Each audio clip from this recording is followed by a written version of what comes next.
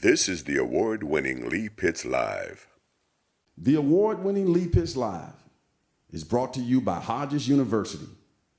Build the future you at Hodges University. Good morning, Southwest Florida. You are looking live at the Williams Academy, which is the Black History Museum here in Lee County. We are in this prestigious park nestled in the heart of the Dunbar Community, Clemente Park.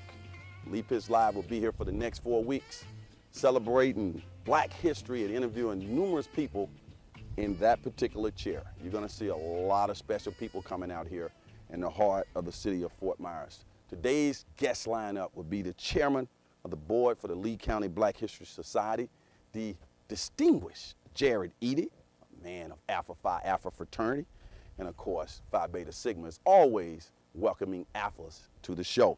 Also get a chance to talk to Mike Love, the executive director of the Southwest Florida Enterprise Center, doing some outstanding work there, and we'll catch up on the kitchen that's being built there. Also get a chance to talk to Chef Michelle, the chef for Lee Pitts Live. She always caters all of our tapings. She'll be on Girl Talk with the dynamic and fabulous Tashika Perry, the logo for Lee Pitts Live. We'll be right back.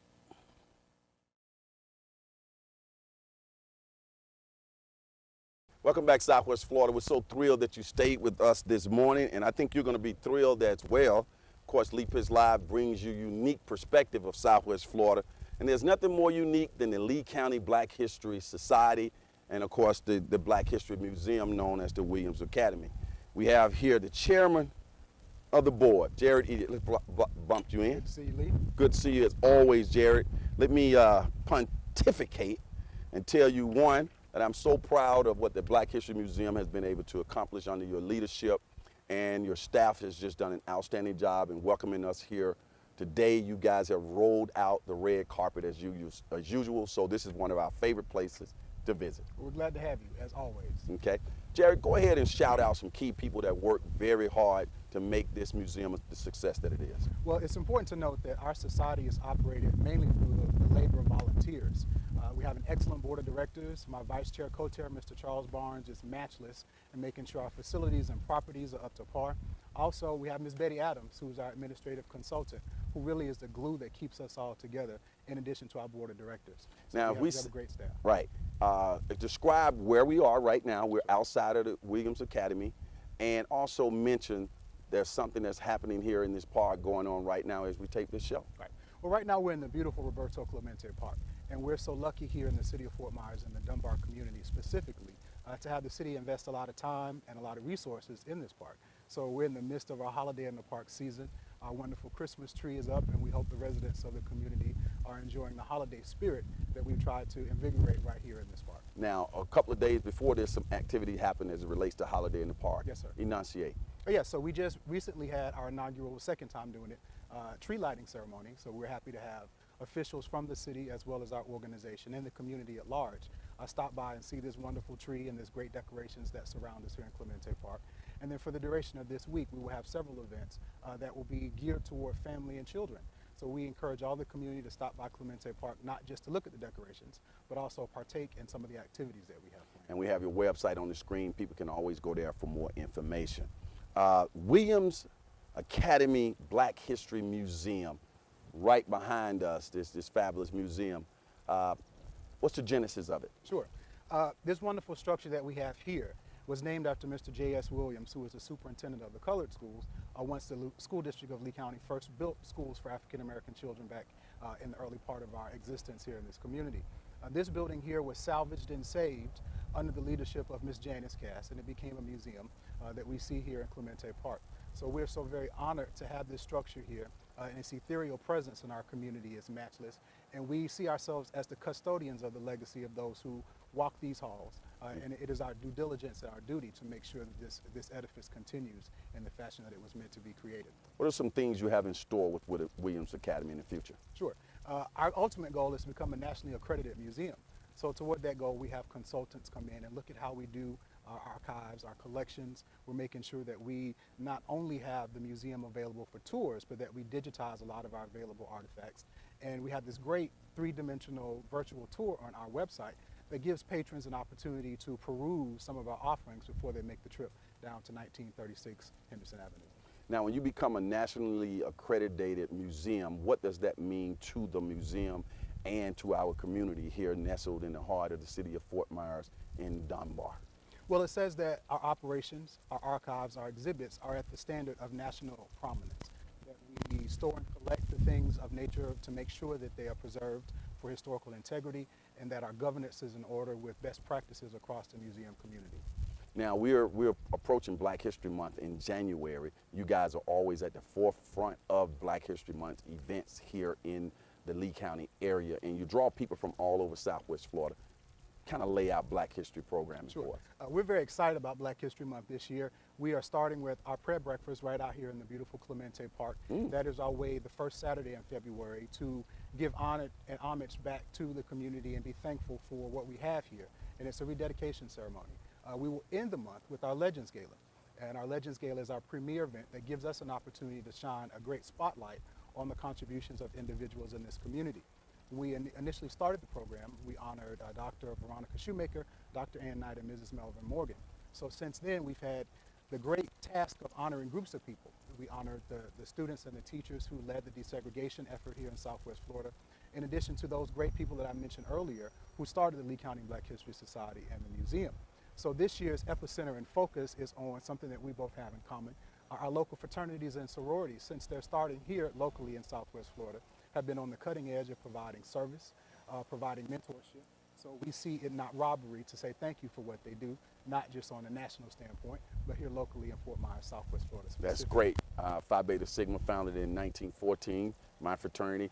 Alpha Phi Alpha, 1906. So we'll let you do that this time. Hey, and also I want to pay homage to A Phi A for starting that movement, and that has blossomed into millions of black people all around the world who are members of Greek letter fraternities that do service for the community. As the president of the Pan-Hellenic Council here, I guess it would be called Southwest Florida. Yes, sir. Tell us some of the things that you guys have been able to accomplish that may be recognized in the ceremony. Sure. Well, marrying between Lee County Black History and the National Pan-Hellenic Council is appropriate and important because we're trying to create local black history that we can categorize here in this museum. So since the Pan-Hellenic Council was started about 4 years ago, we've given over 1,000 pairs of shoes to schools in the community. And every year we adopt 16 schools within the school district of Lee County, and the families are provided with Thanksgiving baskets as well as a gift card to Publix to spread that holiday cheer, to know that it is incumbent upon communities to take care of each other. So the marriage between the two, Lee County Black History has acknowledged the work that these organizations are doing and have always done since they've been in this community, and it's our opportunity to give them a spotlight. True leadership should be those who are humble in the background working, not seeking the accolades publicly. But it's always important to give people their flowers while they still can smell them. So that is what we want to do this year during our Black History Month. I'm looking forward to that. Going back to the recognition ceremony that you've had in the last 3 years or so, what has been the response from the community when they attend this event?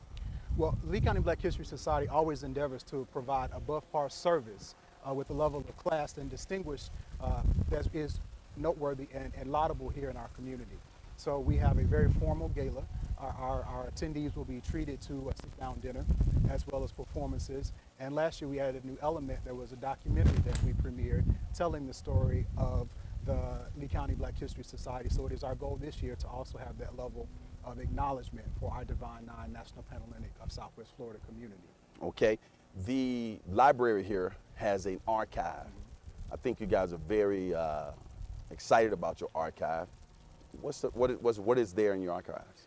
It's important to know, I had a very good conversation with a young gentleman from Florida Gulf Coast University, and he was doing some research on a project, and in the middle of his research he said, how do you address the concerns and also the parsnickety ways, some would say, of the millennial generation who are used to having everything at their fingertips? And my answer to him was, you have to make sure you have a hybrid version of it. Not everyone is as tech savvy as some of us. Some people like the ability to thumb through pages of books and manuscripts and papers. And at the end of his session doing the research, he said, you know, it's so great that you have these things available because I saw some things about this community that I could not find just by doing a simple Google search. So it is incumbent upon us to be the custodians.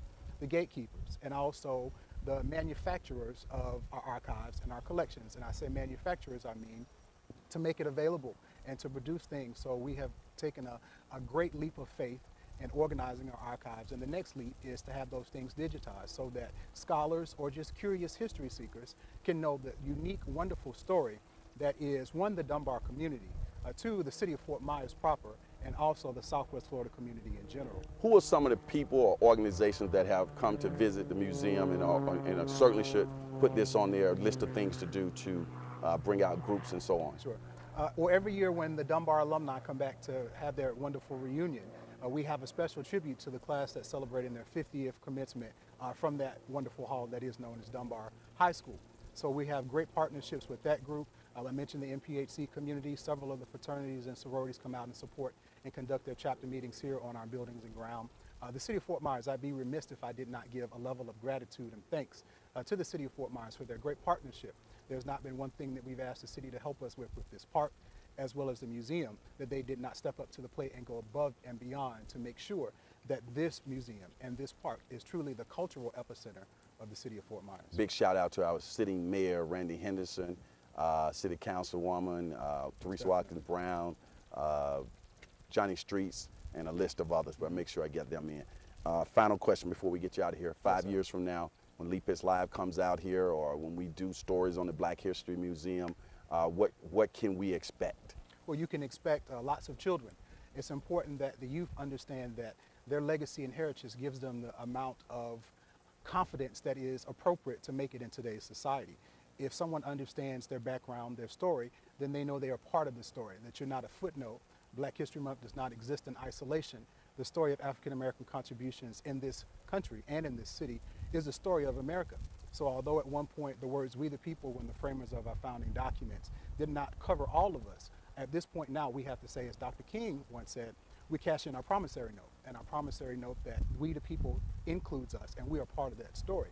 So we would have children here visiting, coming through the museum, and we would have something of national acclaim to show that Southwest Florida is home to one of the premier African American museums right here in our community. Well, Jarrett, it's a pleasure talking to you. I'm Yes, glad sir. we have you at the helm. Continued success. Of course, Lee Pitts Live will always come in and take a Appreciate it. peek at what's going on at this oasis in our community. As the saying goes on this particular show, for those who say it can't be done, they're usually interrupted by those like Jarrett, Eady, and all the fine people who are associated with the Black History Society Museum and all the things that are taking place here. When we come back, we'll get some girl talk with Tashika Perry. Food is on tap with Chef Michelle.